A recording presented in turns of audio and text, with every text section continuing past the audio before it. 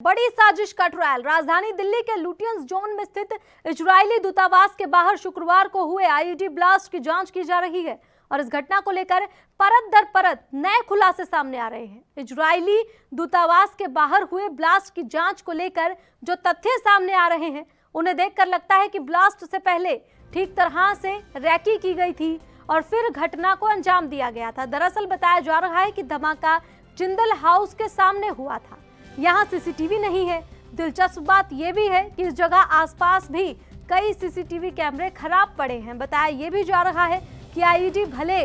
Low intensity का था लेकिन इसे बनाने के लिए ज्यादा मटेरियल का इस्तेमाल किया गया था। इससे पहले जांच में घटनास्थल से सॉफ्ट ड्रिंक की कैन के टुकड़े पाए गए थे और कहा जा रहा है कि विस्फोटक तैयार करने में इसका इस्तेमाल किया गया है। बम धमाके को लेकर तेजी से जांच जारी है। दिल्ली पुलिस राष्ट्रीय राजधानी में बसे सभी ईरानियों का ब्यौरा जुटा रही है। इसके अलावा दिल्ली के सभी होटलों से संपर्क किया जा रहा है और वहां रुके ईरानियों की जानकारी ली जा रही है। दिल्ली एयरपोर्ट और बाकी संवेदनशील क्षेत्रों में सुरक्षा कड़ी कर दी गई है। उधर इजरायली खुफिया एजेंसी मोसाद भी घटना की जांच पर नजर बनाए हुए है। बताया जा रहा है कि जांच के सिलसिले में मोसाद के अधिकारी जल्द ही भारत आ सकते हैं। घटनास्थल से एक पत्र भी बरामद किया गया है जिसमें बदला लेने की बात लिखी गई है। पत्र में ईरान के जनरल सुलेमानी और न्यूक्लियर साइंटिस्ट मोहसिन फखरजादे का भी जिक्र किया गया है। इस पत्र में धमाके को ट्रेलर बताया गया है। फिलहाल जांच एजेंसियों ने मोर्चा संभाल लिया है और इस विस्फोट के साजिशकर्ताओं को सीसीटीवी फुटेज की मदद से खोजा जा रहा है। Well, the investigation is ongoing, still gathering all the pieces and the evidence that we get from the scene and pieces of information from all over. There is a full collaboration between the Indian authorities and the Israeli authorities. And as of now, our assumption, strong assumption, that it is a terror attack that targeted the Israeli embassy.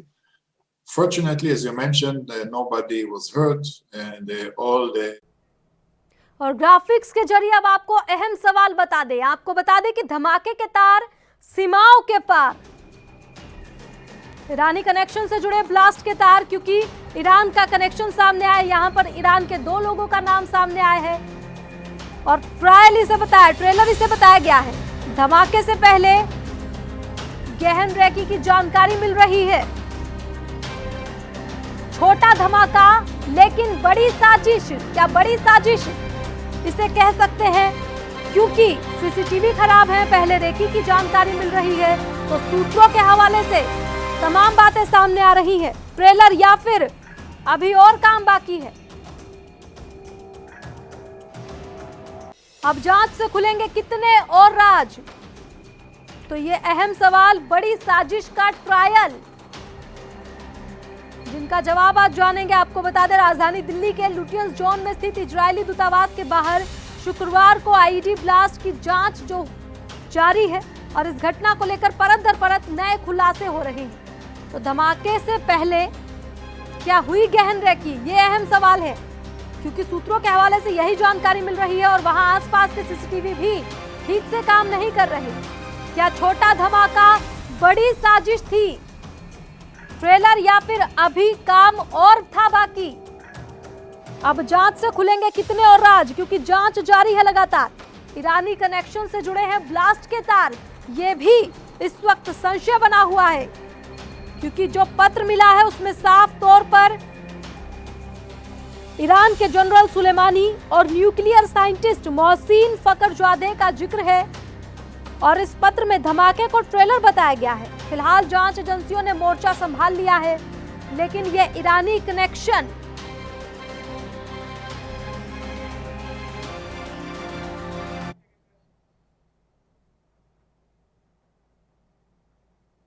और दिल्ली से हमारे साथ राजीव जुड़ गए हैं live. तो राजीव, आपसे जानना चाहेंगे, फिलहाल जांच एजेंसियों को क्या कुछ जानकारी, क्या कुछ इनपुट मिल रहे हैं? जिस तरीके से कल जो ब्लास्ट हुआ था, यानी कि इजरायली दूतावास के बाहर, और कहीं ना कहीं जिस तरीके से आशंका जताई जा रही थी कि सीसीटीवी फुटेज काम नहीं कर रहे हैं, मगर हाँ ये बात सही है कि दिल्ली के जो वीआईपी एरिया के अंदर जो सीसीटीवी लग रहे हैं वो कहीं ना कहीं ठीक से काम नहीं कर रहे हैं, और कहीं ना कहीं इसकी जानकारी शायद उनको थी, इसीलिए उस जगह पर कहीं ना कहीं ब्लास्ट किया गया है। मगर जिस तरीके से लगातार दिल्ली पुलिस अभी जांच कर रही है और जांच के अंदर स्पष्ट हो पाएगा कि किस तरीके की बारूद का इस्तेमाल किया गया या फिर किसी छर्रे का इस्तेमाल किया गया, या फिर कहेंगे जिस तरीके से लगातार कहीं ना कहीं आशंका ये जताई रही कि अभी छोटा धमाका है, शायद इसकी बड़ी गूंज बाकी है। मगर जिस तरीके से जो कह सकते पत्र मिला है और उसके अंदर यही जानकारी मिल पा रही है कि ये अभी ट्रेलर है और पिक्चर अभी बाकी है। मगर जिस तरीके से लगातार जांच एजेंसियां जुटी हुई हैं और लगातार यही कहा जा रहा है कि हम कोशिश कर रहे हैं कि इसके अंदर कितनी बड़ी साजिश है और किस तरीके से ये साजिश को अंजाम दिया गया है। यहाँ तक कि जो उसका ड्राइवर कैब को भी, जो कैब के जो ड्राइवर है उसको भी दिल्ली पुलिस अभी पूछताछ कर रही है, और कहीं ना कहीं जो उनके साथ व्यक्ति आए थे, यानी कि जो ड्राइवर कैब का जो ड्राइवर था वो कहां से लेके आया था और किस तरीके से वहां तक लेके आया था और उनके द्वारा यहाँ पर क्या रखा गया था, ये सारी जांच का विषय है। मगर कहीं ना कहीं इजराइल की बात करें तो इजराइल की तरफ से भी एक टीम आ रही है, और कहीं ना कहीं भारत के अंदर आने के बाद में दिल्ली की जो दिल्ली पुलिस है उसके साथ मिलकर जांच के अंदर सहयोग देगी। मगर जिस तरीके से घटना घटी है, कहीं ना कहीं सुरक्षा व्यवस्था पर जरूर सवाल खड़ा करा है इन्होंने। जी बिल्कुल, सुरक्षा व्यवस्था पर तो सवाल खड़े हो ही रहे हैं। वहीं राजीव, आपसे जानना चाहेंगे कि फिलहाल वहां पर जो जांच एजेंसियां पहुंच चुकी हैं, जांच में प्राथमिक तौर पर क्या कुछ सामने आ रहा है और कितनी जांच एजेंसियां इस वक्त वहां पर पहुंच चुकी है और किस किस पैमाने पर जांच जारी है? देखिए बिल्कुल भाई, जिस तरीके से बात करें दिल्ली पुलिस की स्पेशल सेल भी मौजूद है, यहाँ पर कि एनआईए की टीम भी मौजूद है, और लगातार यही जुटाई कोशिश के लिए की जा रही है कि जांच के अंदर कि लगातार जिस तरीके की भी घटना घटी है, ये घटने का कारण क्या था और क्यों घटी थी, क्योंकि ये आशंका यही जताई जा रही है कि जिस तरीके से इजराइल और भारत के जो 29 साल हुए हैं और कई जो आपसे संबंध है वो कहीं ना कहीं मजबूत हुआ, उसी को लेकर एक सेमिनार चल रहा था, और सेमिनार के कहीं ना कहीं ब्लास्ट होता है। सेमिनार के अंदर कुछ प्रधानमंत्री नरेंद्र मोदी जी मौजूद थे, और कहीं ना कहीं सुरक्षा व्यवस्था वैसे ही बढ़ाई जाती है क्योंकि वीआईपी एरिया है, और कहीं ना कहीं जब प्रधानमंत्री कहीं जाते हैं तो कहीं ना कहीं सुरक्षा व्यवस्था और ज्यादा कड़ी हो जाती है। मगर जिस तरीके से टूट हुई है वो कहीं ना कहीं जताता है कि दिल्ली पुलिस की कहीं ना कहीं नीचे ग्राउंड लेवल पर कहीं ना कहीं खामियां रही थी, और कहीं ना कहीं जिसका फायदा सही कह सकते हैं बाहर की जो आतंकी तत्व है उन्होंने उठाने की जरूर कोशिश की, और जिस तरीके से ब्लास्ट हुआ है उस ब्लास्ट के अंदर किसी के मरने की कह सकते हैं अभी उम्मीद नहीं हुई है, और कहीं ना कहीं ये भी जाहिर हुआ है कि जिस तरीके से गाड़ियां खड़ी थी और गाड़ियों के जो शीशे उड़े हैं वो कहीं ना कहीं चौंकाते हैं कि सुरक्षा व्यवस्था के अंदर कहीं ना कहीं ढील जरूरी है। जी बिल्कुल राजीव, आईईडी जो था वो लो इंटेंसिटी का था, लेकिन मटेरियल ज्यादा यूज हुआ था बनाने में और केन वगैरह भी वहां पर मिला है। देखिए बिल्कुल जिस तरीके से जांच एजेंसी बता रही है कि इसके अंदर कहीं ना कहीं बड़ा सामान हो सकता है, और कहीं ना कहीं इसको बनाने के लिए कहीं ना कहीं काफी बड़ी मेहनत की होगी, और कहीं ना कहीं जिस तरीके से ब्लास्ट छोटा जरूर था मगर ब्लास्ट की जो गूंज है वो अभी तक गूंज रही है, क्योंकि जिस तरीके से लगातार कल से जो माहौल बना हुआ है वो कहीं ना कहीं दिल्ली पुलिस के सुरक्षा के ऊपर जरूर सवाल खड़ा कर रहा है। मगर दिल्ली पुलिस ने लगातार सुरक्षा व्यवस्था जरूर बढ़ाई हुई है, यहाँ तक कि दिल्ली के एयरपोर्ट की बात करें या फिर सरकारी विभागों की बात करें या तमाम जो सरकारी बिल्डिंग है उनको कहीं ना कहीं सुरक्षा व्यवस्था के लिए मद्देनजर रखते हुए सुरक्षा बढ़ा दी गई है। मगर कोशिश यही की जा रही है कि जल्दी से जल्दी इस केस का सॉर्ट आउट हो सके, मगर कहीं ना कहीं जांच एजेंसियों के ऊपर जरूर सवाल खड़ा हो रहा है। मगर अब देखना होगा जांच एजेंसियां की बात करें या फिर जो इजराइल से टीम आ रही है वो दिल्ली पुलिस के साथ किस तरीके से सहयोग करती है, और कहीं ना कहीं जो सबूत जुटाए जा रहे हैं कि बाहर से कहीं ना कहीं इसका इशारा मिल रहा है जो वो कहीं ना कहीं देखना होगा कितना बड़ा इशारा मिलता है, और कहीं ना कहीं जिस तरीके से पत्र के अंदर भी लिखा हुआ है कि कह सकते हैं ये ट्रेलर है, अभी पिक्चर अभी बाकी है, तो कहीं ना कहीं देखना होगा कि ये सारी प्रक्रिया किस तरीके से की गई है। मगर उस कैब ड्राइवर से बड़ी पूछताछ जरूर की जा रही है। जी राजीव, आप बने रहिए, रक्षा विशेषज्ञ हमारे साथ रामदेव जुड़ गए हैं, तो आपसे जानना चाहेंगे, सबसे पहले तो आपका बहुत बहुत स्वागत है। Thank you Himanshi, thank you ji. आपसे जानना चाहेंगे कि सुरक्षा व्यवस्था की अगर बात करें, जिस तरीके से ये सामने आया है ईरान का कनेक्शन, किस तरीके से आप इसे देखते हैं, क्योंकि भारत की सुरक्षा पर तो बहुत बड़े सवाल खड़े हो रहे हैं फिलहाल। देखो हिमांशी, ये तो सच है और हमें एक्सेप्ट कर लेना चाहिए कि यहाँ कहीं ना कहीं हमारा इंटेलिजेंस फेल्यूर है, 100% फेल्यूर है। और क्योंकि इतने सुरक्षित वातावरण में, सुरक्षित इलाके में जब हमारे वहाँ पर बम का धमाका हो सकता है तो आप क्या उम्मीद कर सकते हैं कि कल को पार्लियामेंट में हो सकता है। 150 मीटर पर अगर बम फटा है, अगर वही बम जो है 150 मीटर अंदर पड़ जाता तो कितना नुकसान हो जाता, कितना बवाल हो जाता है। क्योंकि मुझे ऐसा लगता है कि जो किसान आंदोलन हुआ है, किसान आंदोलन और इसके बीच में जो सरकार का ज्यादा तवज्जो शायद उस तरफ चला गया और उन्होंने कुछ ऐसे फोर्सेस को या तो वहां से हटा दिया या टेम्परेरी तौर पर उनको कहीं शिफ्ट कर दिया है। ये सुरक्षा में चूक है और दिल्ली का सबसे सुरक्षित इलाका माना जाता है। जहां तक इजराइल का और ईरान का और बाकी अरब कंट्रीज का कंसर्न है, हम सब जानते हैं कि वो एक देश सारे आसपास के देशों से लड़ाई लड़ रहा है और अपनी इंटेलिजेंस की सुरक्षा वो कितनी मजबूती के साथ करता है। जायज बात है कि आज की जो मीटिंग हो रही है या हो गई होगी, उसमें वो ये मुद्दा बहुत जोर तोड़ से उठाएगा और चूंकि मेरे उससे दोस्ताना रिश्ते हैं, हथियार की खरीद फरोख्त, कूटनीतिक, राजनीतिक सारे रिश्ते उसके साथ मजबूत हैं। बाकी लोग चाहते हैं कि हिंदुस्तान और इजराइल का आपस में संबंध खराब हो और उसका फायदा उठाया जा सके। पड़ोसी देश है पाकिस्तान, पड़ोसी देश है चाइना, इस समय आपसे दबे हुए हैं, दहशत में है, परेशान है, क्योंकि आपने कोरोना से फाइट कर ली, आपने कूटनीतिक विजय कर ली, आपने कोवैक्सीन बना दी, आप अपनी दवाइयां दूसरे देशों को, पड़ोसी देशों को फ्री ऑफ द कॉस्ट दे रहे हैं, आपका नाम हो रहा है। ऐसी हालत में दुश्मन देशों की ये जानबूझ करके की गई हरकत है। हिंदुस्तान को समय लगते समझ जाना चाहिए कि जब उसके दुश्मनों की संख्या तब बढ़ती है जब भी कोई राष्ट्र या कोई भी आदमी बड़ा होता है, जिसका कद ऊंचा होता है, तो उसके दुश्मनों की संख्या बढ़ती है। और जब दुश्मनों की संख्या बढ़ेगी तो आपके ऊपर प्रहार किया जाएगा, चाहे वो राजनीति के तौर पे हो, चाहे कूटनीति के तौर पे हो, चाहे बॉर्डर के तौर के ऊपर हो, चाहे बम धमाकों से हो, चाहे टेररिस्ट या नक्सल एक्टिविटीज से हो। तो हिमांशी, ये सबको समझ में आ जाना चाहिए कि इंटेलिजेंस फेलियर को हमें कैसे दुरुस्त करना है और ये संबंध कैसे बरकरार रखे जाएंगे। हमारे दूतावास के लोग हैं, फॉरेन लोग हैं, IFS के लोग हैं, बात करेंगे, संबंध तो सामान हो जाएंगे, ईरान का कनेक्शन भी पकड़ा जाएगा, ये सब बातें हो जाएंगी। लेकिन एक इतने बड़े शक्तिशाली देश के ऊपर जो अपने आप को छठवां वीटो पावर हासिल करना चाहता है, जो UN में अपनी सदस्यता लेना चाहता है और उसकी राजधानी में सबसे सुरक्षित इलाके के लोग ही सुरक्षित ना हो, तो वो उसको लोग काउंटर करेंगे UN में। ये बात समझने की है। ठीक है, तो सेंगर जी, आपसे ये जानना चाहेंगे फिलहाल भारत को क्या कुछ करना चाहिए, किन किन बातों का खास ख्याल रखना चाहिए, और सुरक्षा की अगर बात करें तो जांच एजेंसियों को किन बातों पर विशेष गौर करने की जरूरत है, क्योंकि ये भी सूत्रों के हवाले से जानकारी मिल रही है कि गहन रेकी की गई पहले उस इलाके में, उसके बाद इसको अंजाम दिया गया।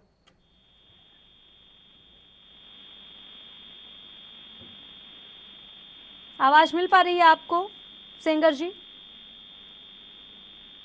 आपके सिक्योरिटी फोर्सेस कौन कौन है? हो सकता है आपको अंदर कोई मिला हुआ तो नहीं है, आपके बीच का कोई आदमी है, उनको सूचना तो नहीं देता है। और 3 लेयर सिक्योरिटी, मैं हमेशा कहता हूं कि देश को अगर आगे बढ़ना है तो ऑलवेज 3 लेयर सिक्योरिटीज होनी चाहिए, lower level security, middle level security and top level securities.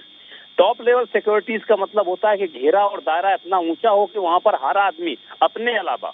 मैं अगर वहां का इंचार्ज हूं तो मुझे मेरे अलावा सारे के सारे टेररिस्ट नजर आते हैं, चाहे आप हो, चाहे मिनिस्टर हो, चाहे मंत्री हो, चाहे संतरी हो। इस हिसाब से है ऐसी लोग जहां कहते इजराइल, आज एक इजराइल है, कल अमेरिका दूतावास हो जाएगा, परसों ब्रिटिश में होगा, लोग दूतावास खाली करके चले जाएंगे। और जो आपकी महत्वाकांक्षाएं हैं, जब व्यक्ति की महत्वाकांक्षाएं बढ़ती हैं तो हम जानते हैं, मैं अंदर की बात जानता हूं कि मैन पावर की कमी है, हमारे पास ट्रेंड फोर्सेज नहीं है, बाकी लोग नहीं है। जब आपका दायरा बढ़ जाता है, जब आपके दुश्मन बढ़ जाते हैं, तो जो लिमिटेड फोर्स आपके पास सुरक्षा के लिए डिप्लॉयड है, चाहे वो इंटेलिजेंस हो, चाहे रॉ हो, चाहे CBI हो, CID हो, जो भी हो, उनकी संख्या भी आपको बढ़ानी होगी। जब उनकी आप संख्या बढ़ाएंगे, उनके ट्रेनिंग का बंदोबस्त करेंगे, आई एंड वाश मॉडर्न टेक्नोलॉजी का इस्तेमाल करेंगे। अभी पता चलेगा, आप कल देख रहे हैं ना हिमांशी, मैं आपको आज बता रहा हूँ आपके सम्मानित न्यूज चैनल के माध्यम से कि वहाँ के कई CCTV कैमरे ही काम नहीं कर रहे होंगे, कई लोग गश्त नहीं कर रहे होंगे, वहाँ प्रशासन। आज ही ये जानकारी मिल चुकी है रामदेव सेंगर जी, आज ही ये जानकारी आ चुकी है कि वहाँ के CCTV कैमरे ठीक से काम नहीं कर रहे थे, और ये भी जानकारी मिल रही है कि पहले से रेकी की गई उस इलाके की, उसके बाद इस साजिश को अंजाम दिया गया। तो सवाल सबसे बड़ा यही है कि धमाका भले छोटा था लेकिन साजिश बहुत बड़ी थी, और जिस तरीके से पत्र मिला है साफ तौर पर उसमें कहा गया है कि ये तो एक ट्रेलर था, यानी कि बड़ी साजिश का चेतावनी यहाँ पर दी गई है। तो अब एजेंसियों को किस तौर पर जांच करनी चाहिए, क्योंकि जो सामने आ गया है उसके अलावा और किन किन बातों पर विचार करना चाहिए? देखो हिमांशी, सबसे बड़ी बात यह है कि अभी जो हमारे इंटेलिजेंस के लोग काम करेंगे उसमें रॉ के लोग आएंगे, एनआईए उसमें जांच करेगी, और जांच में जो पहलू सामने आएंगे कि आखिर सीसीटीवी का इंचार्ज कौन था, आखिर उस इलाके में रिस्पॉन्सिबिलिटी किसकी है, उस इलाके का हाथ। देखिए दूतावास के इलाके में या जहाँ फॉरेन डेलीगेट्स रहते हैं या पार्लियामेंट पर हमारा जो लुटियन जोन है, वहां पर एक इलाका होता है, और हर इलाके में जब तक एक पर्टिकुलर आदमी की रिस्पॉन्सिबिलिटी नहीं होगी, हिंदुस्तान अभी तक बल्क रिस्पॉन्सिबिलिटी पर विश्वास करता रहा है कि ठीक है intelligence failure, who is the intelligence, am I or you? No, intelligence का फेलियर का मतलब होता है कि जो आपका इलाका है, आपको अगर हमने 2 किलोमीटर 3 किलोमीटर का दायरा दिया है तो then directly you are the responsible person, और वैसे लोगों को पकड़ना होगा क्योंकि लोग अपने काम में कोताही कर रहे हैं। दूसरा जो मैंने कहा है कि फॉरेन कंसर्न 100% इसमें विदेशी ताकतों का हाथ है। सामने आएंगे लोग, अब उनकी बात सुननी पड़ेगी, किस तरह से हुआ है, कैसे रेकी किया, खोजबीन की गई है, सीसीटीवी क्यों ऑफ है, कौन चेक करता है, कैसे चेक करता है, आने जाने की रास्ता कहाँ से, किधर से लोग निकलते हैं, कैसे आते हैं, ये बहुत सारे शोध का विषय है हिमांशी। और हमें उम्मीद है कि देखिए हमारी इंटेलिजेंस एजेंसी बहुत अच्छा काम करती है, लेकिन जहां तक मेरा आपके न्यूज चैनल के माध्यम से सरकार से भी ये कहना है कि इनकी शक्तियां बढ़ाइए और इनकी संख्या बढ़ाइए। इंटेलिजेंस गैदरिंग के लिए अगर आपको रिसोर्सेज चाहिए तो रिसोर्सेज बढ़ाइए, आपको इंफॉर्मेशन टेक्नोलॉजी का इस्तेमाल करनी है वो करिए, अगर आपने और ड्रोन लगाने हैं, कैमरे लगाने हैं और बाकी यंत्रों का प्रयोग करना है वो करिए हिमांशी। बिल्कुल राजीव, अब आपके पास आना चाहेंगे, आपसे जानना चाहेंगे कि फिलहाल वहां पर जो स्थिति, क्योंकि आप वहां पर देख रहे हैं कि जांच जो है हर तरीके से हर पहलू से की जा रही है, तो फिलहाल जांच को लेकर क्या कुछ अपडेट आ रहा है, क्योंकि एक संगठन ने भी जिम्मेदारी ली है, ऐसी कुछ जानकारी मिल रही है सूत्रों के हवाले से?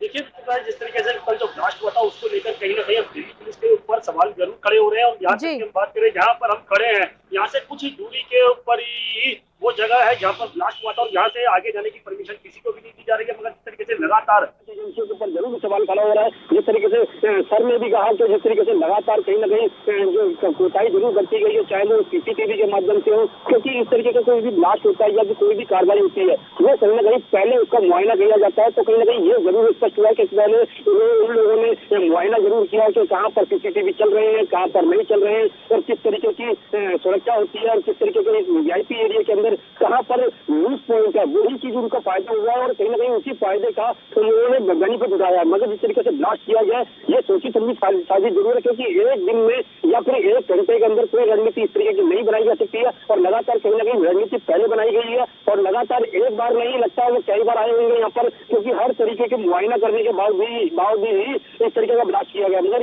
ये तो जरूर साफ है कि कोताही जरूर बरती गई है, चाहे वो सीसीटीवी के माध्यम से हो या फिर पुलिस कर्मियों के माध्यम से हो, क्योंकि इस वीआईपी एरिया के अंदर लगातार चाणक्यपुर थाने की जो पुलिस लगती है और कहीं ना कहीं जो सीसीटीवी लगे हुए हैं उनकी जो फुटेज होती है लगातार थाने के अंदर जाती है, और लगातार वो चेक किया जाता है कि कौन सा कैमरा चल रहा है, कौन सा कैमरा नहीं चल रहा है, ये सब जांच का विषय है। मगर कहीं ना कहीं जो इसके अंदर लापरवाही बरती है, तो अगर सीसीटीवी कैमरे काम नहीं कर रहे हैं तो दिल्ली पुलिस ने एक्शन क्यों नहीं लिया था, उन सीसीटीवी कैमरे को सही क्यों नहीं कराया था, उनका अधिकारी कौन है जो सीसीटीवी फुटेज को चेक करता है, कौन संभालता है इसको, सारी चीजें ये जरूर है। मगर देखना होगा कि सरकार अब किस तरीके की कार्रवाई करती है, क्योंकि जिस तरीके से अभी तक जांच एजेंसियों के पास अभी तक खाली हाथ है, यानी कि सिर्फ पत्र लगा है, और उसके अंदर ये जरूर चेतावनी मिली है कि अभी ये टेलर है और पिक्चर अभी बाकी है, तो कहीं ना कहीं इशारा जरूर करता है कि कहीं ना कहीं सरकार की जो सुरक्षा एजेंसियों की जो न्यूज पॉइंट है वो कहीं ना कहीं उनके हाथ में लगा है, और उसका फायदा इन तरीके के आतंकी लोगों ने उठाया है। जी बहुत बहुत शुक्रिया रामदेव सेंगर जी हमारे साथ जुड़ने के लिए, चर्चा करने के लिए, और बहुत बहुत शुक्रिया राजीव ज्यादा जानकारी देने के लिए। देश दुनिया की खबरों के लिए ANB न्यूज को सब्सक्राइब करें और बेल आइकन दबाएं।